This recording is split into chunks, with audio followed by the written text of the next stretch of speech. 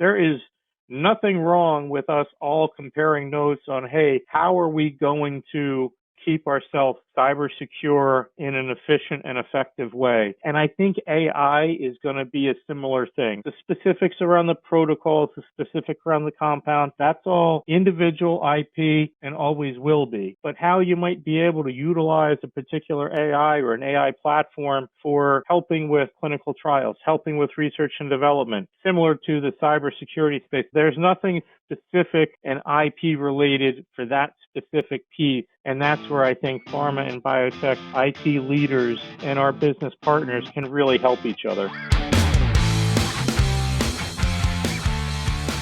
Welcome to Biotech Bytes podcasts. We're here to sit down with Bill Wallace from Intercept, where we're doing conversations with IT leaders in biotech and pharma, for leaders in biotech and pharma. Bill, thanks for joining us today. Great, and thank you for having me. I'm excited to be here. Great. Well, thanks. So a lot of the time when I'm talking to leaders in biotech and pharma, especially nowadays, Bill, I hear a lot of conversation, and you and I have had some conversations too, right? I hear a lot of conversation now around AI and such, right? You know, a lot of folks are really, really hitting on that. So I guess maybe I'll just start real general. What are your feelings and thoughts around AI and you know, in our industry? I tell you, it feels like it's the internet circa about 1992 when the World Wide Web and web crawler were out and about. It definitely feels like it's early days, but it also feels like this is going to be a huge change for a lot of things. And you go back to when the web first came out and people started using their Netscape browser and saw things graphically for the first time. And that started a huge amount of change, and no one can imagine not being on the web today. And I think that AI is in its very early phases, but it's not going to be too long before people couldn't have imagined a time not using it because they're using it for things on an everyday basis. Well, yeah. So that kind of brings up, you know, the question of that I hear from a lot of folks, and probably some of the things you'd want to hear from others too. But what would you see? Not that you're doing this or anything, but what would you see or think or imagine are some of the low-hanging fruit for you know, business cases, right, for AI? And then what would you see as some of the far-off ones, right, further on down the road that maybe it's not capable of yet? Yeah, so low-hanging fruit, especially in the pharma space.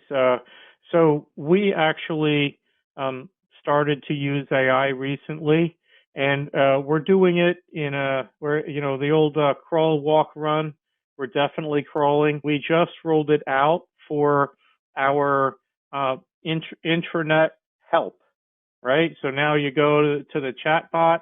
The chatbot, we used to have to put in specific information. We used to have to specify how people were going to ask.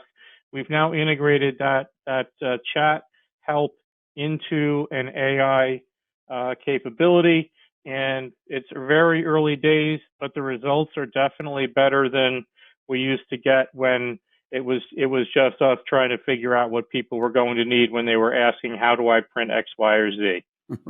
Right. Sure. And then now, what would you think are some of the far off things that we're not thinking about or that you think it may help us with, right? Yeah, so we have already started conversations with some of our business colleagues around some potential use cases. Again, right? Very early, a lot of people are thinking about what is the art of the possible. And one of the things that we've been talking about is, for example, right, you've got something as like pharmacovigilance, adverse events, safety monitoring and profiling. And we've got a variety of tools to do that today, but those teams are always looking to put patient first, and they're always looking for a new way to potentially look for something that, you know, may not be immediately apparent. And so we have had a number of conversations about, is there a way that in an appropriate manner and with the appropriate safeguards for, of course, our patient data, which is always first and foremost, how could we set up some kind of an AI model to be able to pull in not only our information, but potentially external information, for general background information for types of people, so that the model, the AI, could figure out when something was anomalous beyond those things that we already know to look for. And so that's to me a really exciting example where AI could in the future potentially really help. But there's a number of things. First and foremost, the security of the data, and then secondly, thinking about some of the other things with AI, which is when it brings in other data, are there potential biases? Is there a potential that, if you don't know the exact data set it's bringing in, then you could potentially get inaccurate or incorrect data, because as we all know, not everything on the internet is 100% truthful. So there's a lot of conversations going on. You're being polite, Bill. You're being polite. Yeah, I'm being polite, right? So there's a lot of conversations going on about what are some things that the business partners are already thinking about where it could be helpful. But again, right, crawl, walk, run. There's a number of items that we have to get a handle on before we can jump all the way up there. Sure, yeah, and you just talked about the data and the security of the data. I mean, that's the two biggest pieces, right? About all this, because first of all, we all know AI is very, very specific, right? So it's got to have perfect instructions. I'm here, I want to go here, but the data's got to be as good as perfect, right? And we've got to really make sure that before we build out all our models and build out all our technology, right? Absolutely. And a quick anecdote. So, of course, ChatGPT, there's the public part, then there's the more private part. So this past summer, myself and one of my team members, we were actually messing around with ChatGPT because we're interested, right? We're trying to learn things. So we put in some queries and questions related around our disease space, right? We were not using any of our data. We were simply going on ChatGPT and asking for the information, the free. And of course, when you get a result, you can then go in and see some of the data areas where that result came from. And to make a long story short, we got results, and I was a little concerned about the results. We went in and looked at the data, and we saw data that looked like it was from one of our potential competitors that probably they don't want to be public. And it happened to, I'm keeping it anonymous, but it happened to be a company that I'm friends with the CIO. We took some screenshots. I called them up and said, hey, just want you to be aware of this. And they said, oh my God, this is definitely not something that should be out and available. And the long and the short of it is they might have had a very excited consultant who was happy to use ChatGPT and wasn't as careful about using some of their proprietary data in trying to get a result. And so on our side, we have a very specific process with compliance and legal, et cetera. If somebody wants to use AI for a particular business process, they fill out a form. We work with them. We work with compliance to make sure that we all understand exactly what data is going to be used, and obviously make sure that things are going to be private, because it is unfortunately a little bit of the Wild West out there right now. Well, yeah, too. So that brings up a good point, and I hear a lot of people saying that. I obviously there's technologists, there's AI folks, there's data folks, there's security folks, and there's data security folks, and combining all that together is really where you just were. And I had somebody come to me and they were talking to me exactly about your example that you just had.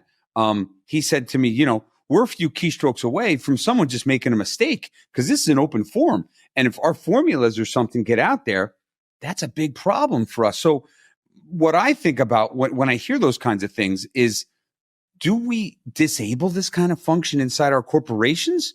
Or I don't know. I mean, how do you protect it? Because it is open like that. So I don't know the right answer to all those kinds of things, Yeah, so it is definitely, it feels like what I'll say in general for cybersecurity, which is we can have a layered security model. We can have a variety of things looking at data transmissions and all those types of things that we do.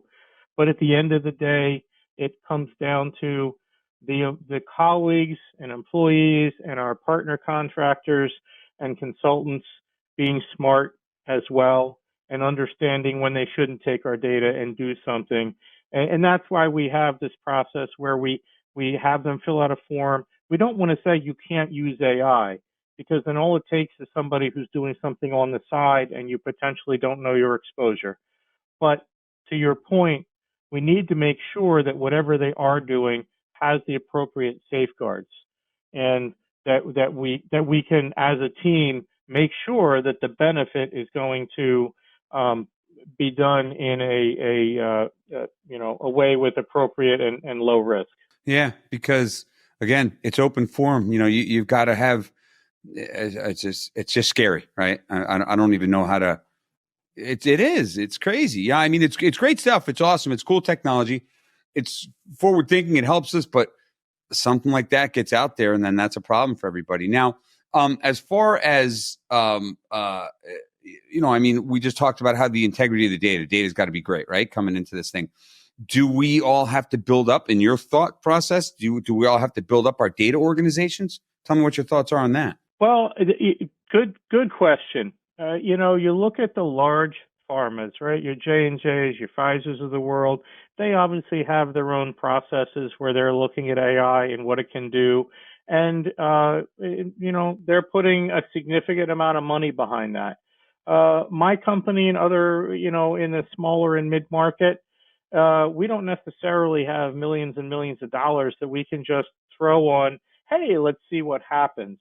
So I do think that as we go along, there should hopefully be an opportunity for some partners to come into this space who are using AI and who potentially get access to, for example, patient data, the lab, the medical data, because when you're doing a variety of analysis in the research side, the clinical side, right? What do we always talk about? Placebo. Well, if we have somebody who has similar disease states or similar, lab results, et cetera, and then we compare them to someone in our trial who's getting our drug, it can help with analysis of a variety of different things.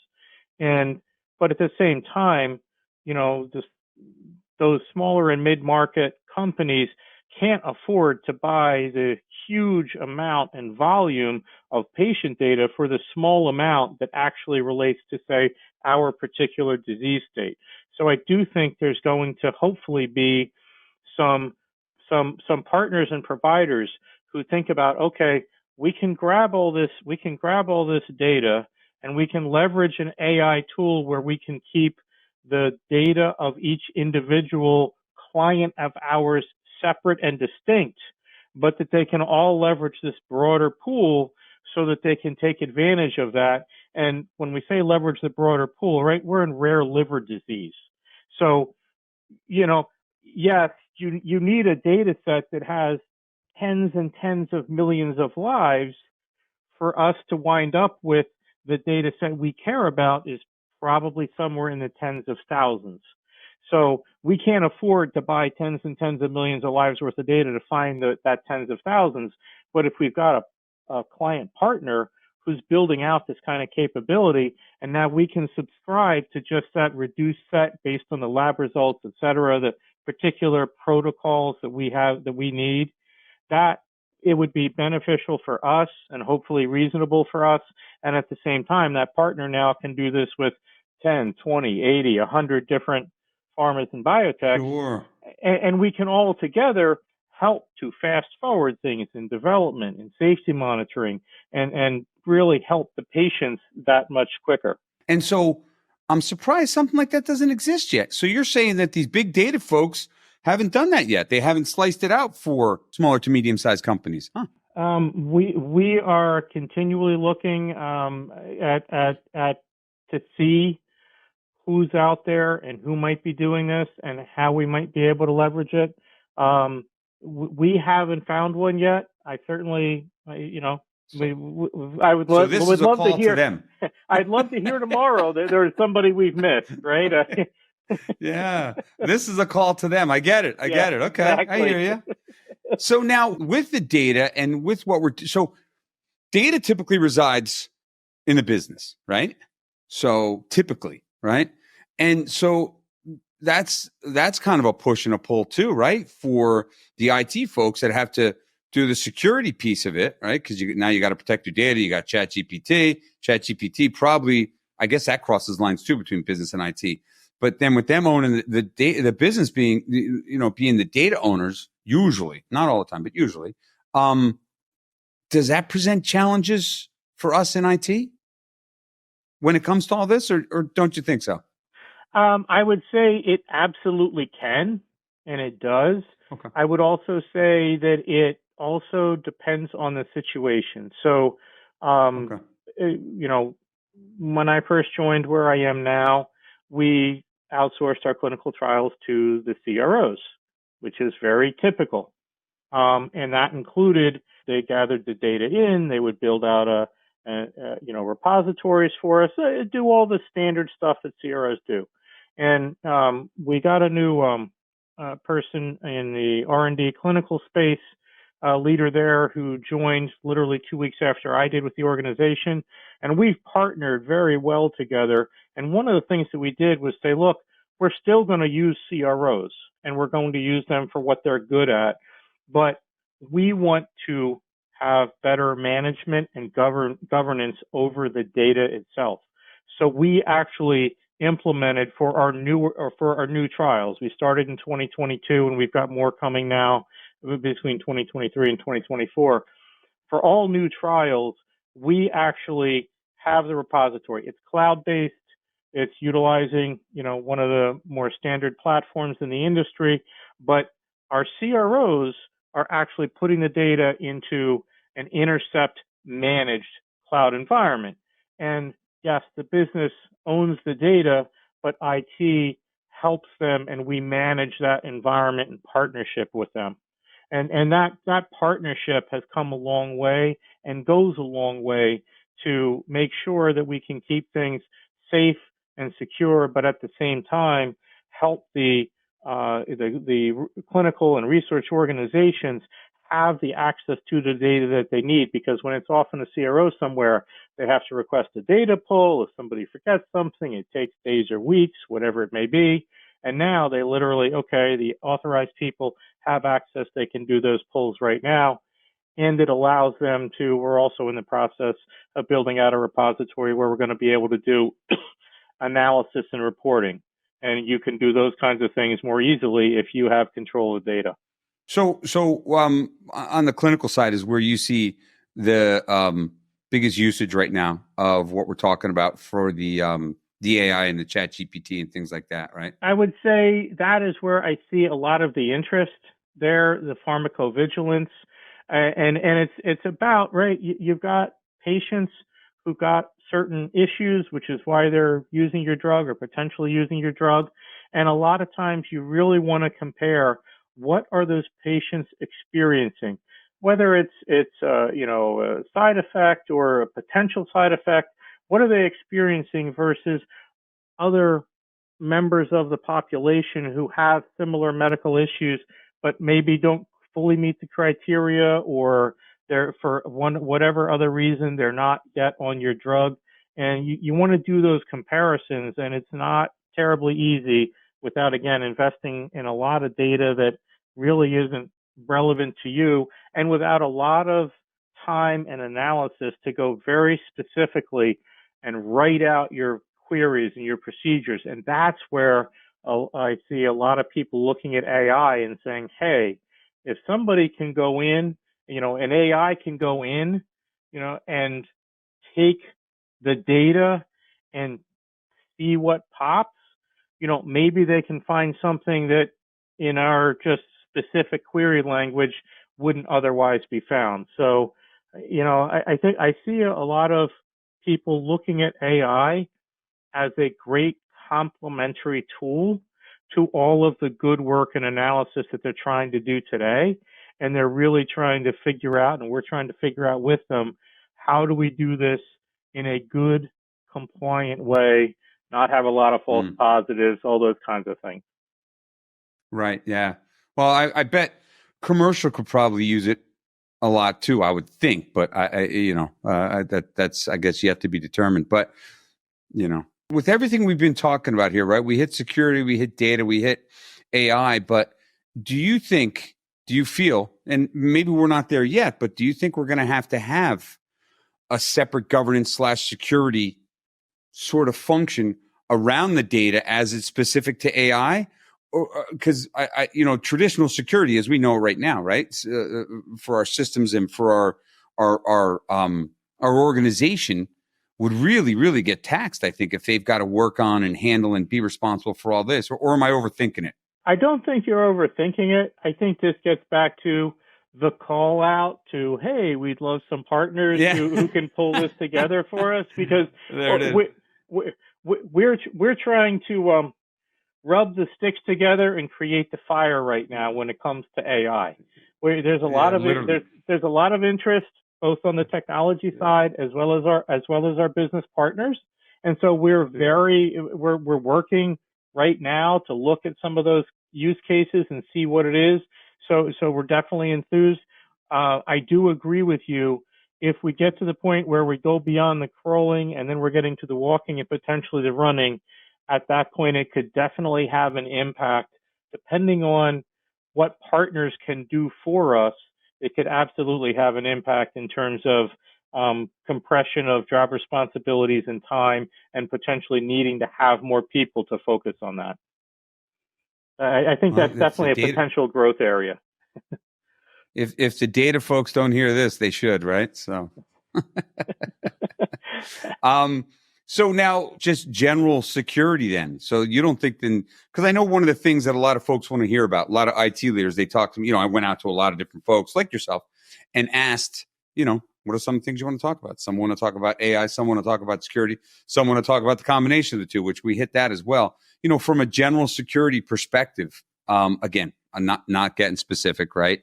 Can't do that. But thoughts and feelings around if that's morphed in any way, shape, or form with the things that we're talking about here. I mean, you talked about one of your partners that got in trouble, or one of your colleagues rather, that got in trouble because somebody put something in there. But what are some of the things that people are thinking about as far as, except for, your data, right? Your data partners.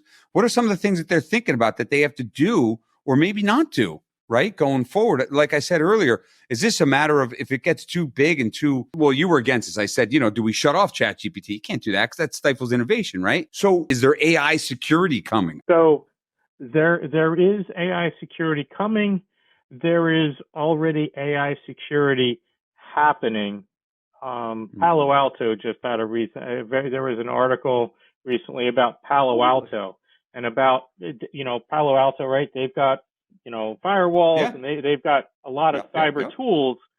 Their own internal team has been using a form of AI now for the better part of a year and a half or thereabouts. And one of the reasons why they started was because they've started to see the bad actors using AI, right? I mean, if you're a bad actor and you've taken over someone else's server, first, you don't necessarily always care about the data so much. I mean, you want to grab somebody's data, but if what you're doing becomes known, it's somebody else's data, not yours. Plus, and this is the other thing with AI, if we can talk about, right? If it's somebody else's server, it's their compute cycles and they're paying for it, you aren't. So unfortunately, the bad actors have been at the forefront of really trying to embed AI in some of their standard business practices, which of course is, ransomware and attacking and all those bad things that they do.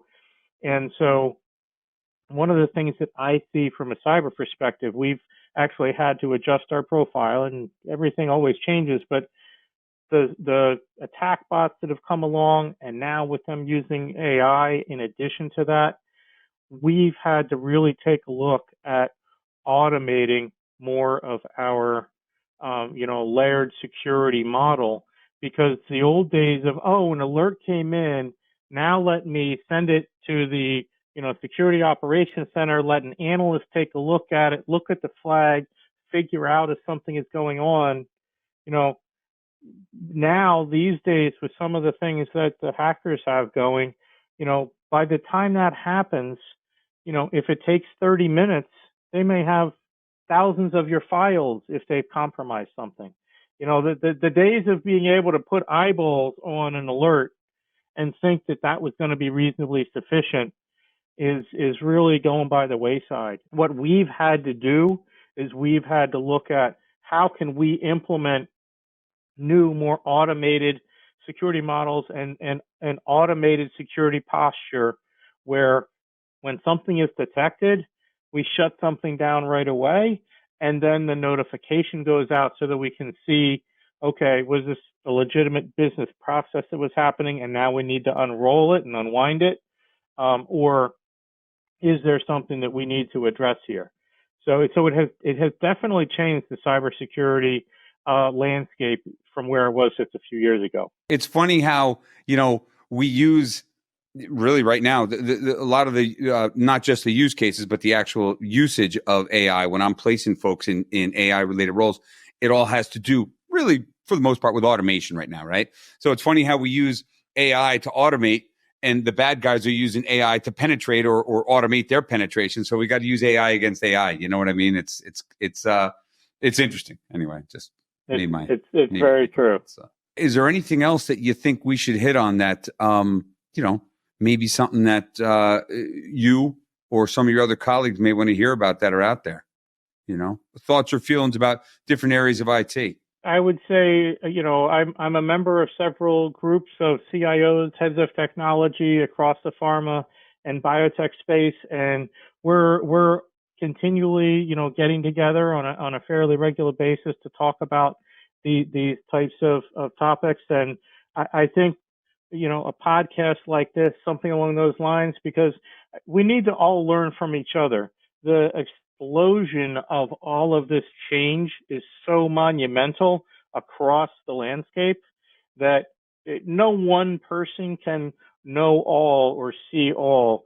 And I think that it's all of us working collaboratively together that's going to help us make sure that we can stay on the leading edge with hopefully not being too far on the bleeding edge with our business partners and do things again in a very appropriate, regulated, and privacy conscious way so that we can gain the benefits for both ourselves and our companies and our patients without having some of the downsides that could come. And the other thing that is still one of those things out there is the cost models. No one seems to know the compute resources for AI. They can take up a lot, and no one seems to have any good estimation models yet. So that's another thing that is causing us to be cautious in our adoption of it, because we also need to be mindful of budgets, and no one likes to start something up and not know where it's going to go budget-wise. And there have been some nasty surprises that I've heard about, and one or two a little bit myself as well on that front. Well, and that kind of goes back to what you said a little earlier, because I think the big companies, right, the large companies have a different mindset when it comes to this kind of conversation you and I are having. And that's one of the examples, right? The costs around AI, maybe they're willing to throw a lot more at it than, say, an Intercept or the Swan Group, whatever it is, right? So it's kind of two different thoughts and two different processes as you go through that, because they can spend it or they may have it to spend, but I don't think, from what I understand, and maybe I'm wrong, but the funds that go into IT are the funds that go into IT. And I don't think we're allocating more money to this whole thing. I think it's coming out of the same bucket, right? Or is it a whole new innovation budget for AI that's away from the typical AI IT budget in most of these companies? I'm sure that different companies will work at different ways. Right now, kind of with our business partners, we are combining budgetary forces for some of these new innovations. but to your point, right? No one wants to have a major portion of their budget disappear in some realm without understanding what the result's going to be. So that's where, again, if we can get, AI is it's like clay. You can mold it into what you want, but to a certain degree, it would be great if we could get those partners who've molded into the specific vase that we could use and then use it for some of those specific use cases. Because right now there's a lot of doing things from scratch. And at some point, I do think there's going to be an opportunity for some AI partners to figure out some of the secret sauce and help the companies get from the walking to the running, and doing it in a compliant way, of course, and that will provide value for the organization. And so we're all interested, we're all working toward it, but I think that's definitely going to help to fast forward things when that comes along. Yeah, you mean like the AI vendor, right? Yeah. Well, so my just to circle back on what you just started saying there and what you said a minute ago, my thought process behind my whole podcast idea was exactly what you said. I just one day had an idea that I know lots and lots of folks that are leaders in IT and biotech and pharma, and if some of them are getting this much smarter every day, why not help everybody else get that much smarter? And maybe others are smarter in different areas, and collective intelligence gets better every day. So let's share it so that we don't have to reinvent the wheel, at each turn. And absolutely. I mean, and look, I look at AI and that evolving, that space evolving, the way cybersecurity was 20 years ago, right? I mean, cybersecurity has evolved, the security layers have evolved, but we as, IT members in the pharma and biotech spaces, and I've got some friends outside of the pharma and biotech as well in IT, so we do talk as well, but especially within pharma and biotech, right? There is nothing wrong with us all comparing notes on, hey, how are we going to keep ourselves cyber secure in an efficient and effective way? And I think a whole number of us have benefited over the years by having those kinds of conversations and those kinds of ongoing collaborations on a regular way. And I think AI is going to be a similar thing, right? The specifics around the protocols, the specifics around the compound, that's all individual IP and always will be. But how you might be able to utilize a particular AI or an AI platform for, helping with clinical trials, helping with research and development, similar to the cybersecurity space, there's nothing specific and IP related for that specific piece. And that's where I think pharma and biotech IT leaders and our business partners can really help each other in a way that's only going to benefit, our companies and especially our patients in the long term. I couldn't sum it up better. I think that's great. So, I'm glad you joined me today. I'm glad we had this conversation. Before we go, I always like to ask folks, and this is up to you how you answer this. Do you like music? Do you like live music? This is a totally off the wall question. I love live music. I love it. That's a great answer. Who was your favorite band? This is what I want to ask. This is what I like asking folks. Who was the favorite live band you ever saw? And I didn't get you ready for that. I didn't prep you for this one. No, you did not. My favorite live band I've ever seen is Bruce Springsteen. Really? Cool. Yeah. Very cool. Yes. How many times have you seen him a bunch? Like 7 times. I mean, okay. Compared to some other, I'm proud to say that the first rock concert my son attended at 7 years old was Bruce at the Meadowlands. So very cool. Very cool. And he's been a Bruce fan ever since. And don't get me wrong, there are some other fantastic singers out there. I've seen U2 like 8 times, and they're also great live. But just pure live performance, Bruce. And I saw him for the first time this past fall. It was great. I haven't seen her live. I haven't even seen the show or the movie, but people are talking about Taylor Swift and her current New Eras tour as it's like Bruce, but with a woman instead of Bruce. So it sounds like it's similar. Yeah. So my family, my daughters and my wife are very big on the Taylor Swift thing. I didn't go, but they did. And anyway, well, all right. Well, I appreciate it. If anybody that checks this podcast out wants to get in touch with Bill, we'll have his URL for his LinkedIn on here, so you can reach out to Bill. If you want to reach out to me, need anything, my URL is going to be on there. And Bill, I thank you for joining us. Thank you for the invitation. Thank you for the chat. This was great.